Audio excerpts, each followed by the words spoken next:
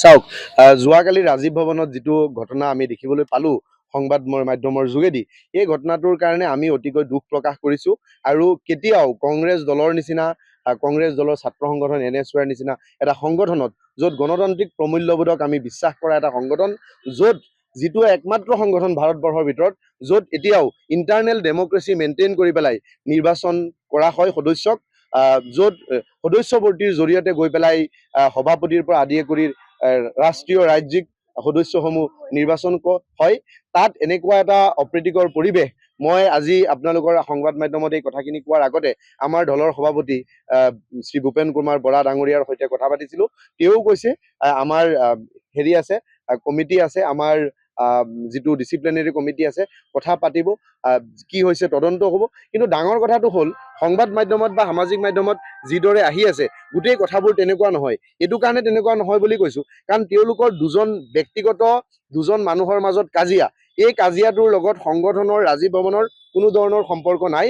আৰু ইয়াত ইতিমধ্যে কি ব্যৱস্থা ল'ব লাগে দলে সেয়া সিদ্ধান্ত গ্ৰহণ কৰিছে।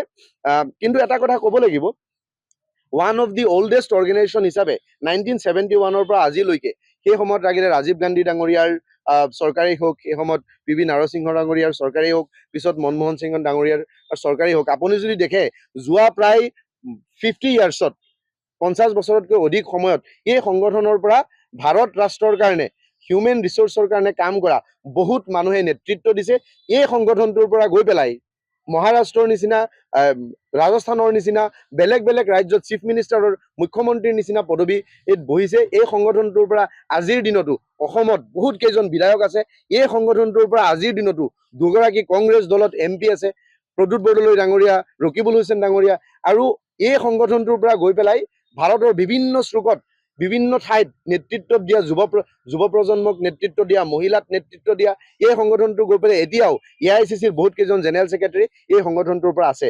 গতিকে এনেকুৱা কথাই আমাক দুখ দিয়ে, আৰু এনেকুৱা কথাই ছাত্ৰ সমাজেও দুখ পায়। কিন্তু এটা কথা, ইয়াৰ এটা দীঘলীয়া ইতিহাস আছে, আৰু সেই ইতিহাস আছে কাৰণে আজি ভাৰতৰ বিভিন্ন ঠাইত আমাৰ সংগঠনৰ পতাকা উৰি আছে।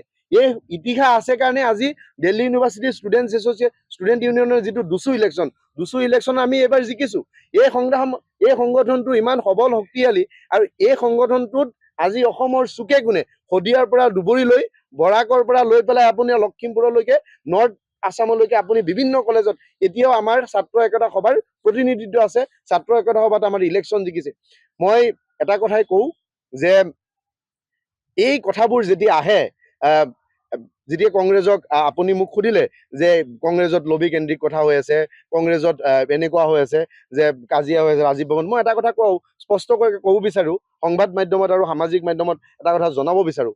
যেতিয়া যিদিনাখন দিলীপ শইকীয়া ডাঙৰীয়াই সভাপতি হৈ পেলাই অসমলৈ আহিছিলে, পিছদিনাখন মই এই সংবাদ মাধ্যমৰ জৰিয়তে আমি দেখিছিলোঁ দিলীপ শইকীয়া ডাঙৰীয়াৰ উপস্থিতিত সেই সময়ত BJP যুৱ মৰ্চাৰ সভাপতিগৰাকীক তেওঁলোকৰ সংগঠনৰ ব্যক্তিয়ে আক্ৰমণ কৰিছিলে। আমি বাতৰি কাকতত দেখিছিলোঁ। কিন্তু সেই কথাবোৰ কিয় জনমানুহৰ মাজত আহিব দিয়া নাই? কাৰণ NSYৰ আজিতো আমি শাসনত নাই, আমি যি চৰকাৰত নাই, তাৰ পিছতেও যে আজি ইমান হাজাৰ হাজাৰ লাখ লাখ ষ্টুডেণ্টে এই অৰ্গেনাইজেশ্যনত সদস্য ভৰ্তি হ'ব আহিছে, কিয় আহিছে? কাৰণ তেওঁলোকে এটা গণতান্ত্ৰিক, ছাত্ৰ সমাজে, শৈক্ষিক সমাজে, বৌদ্ধিক সমাজে এটা গণতান্ত্ৰিক ব্যৱস্থাত বিশ্বাস কৰে। আৰু তেওঁলোকে জানে যে আমি কংগ্ৰেছ, নেহেৰু, আজাদ আৰু গান্ধীজীৰ দল, মহাত্মা গান্ধী, আজাদৰ দল, নেহেৰুৰ দল, এই দলত গণতান্ত্ৰিক প্ৰমূল্যবোধ আছে, আৰু এই সংগঠনটোতো গণতান্ত্ৰিক প্ৰমূল্যবোধ আছে। গণতান্ত্ৰিক প্ৰমূল্যবোধত বিশ্বাস কৰা ছাত্ৰসকলে এই সংগঠনত আহি পেলাই আজি আমাৰ ইমান বেয়া দিনৰ মাজতো তেওঁলোকে মেম্বাৰশ্বিপ কৰাবলৈ, এইটো আমাৰ কাৰণে ভাল খবৰ, বেয়া খবৰ নহয়। কিন্তু দুজন ব্যক্তিৰ মাজত যি অৰিয়াউৰি হৈছে, সেইটো তেওঁলোকৰ ব্যক্তিগত বিষয়। সেইটো বিষয়ৰ লগত ৰাজীৱ ভৱনৰ NSYৰ কোনো ধৰণৰ সম্পৰ্ক নাই। যিকোনো খবৰৰ বাবে যোগাযোগ কৰক 7099017330 লগতে 7099017110 নম্বৰত।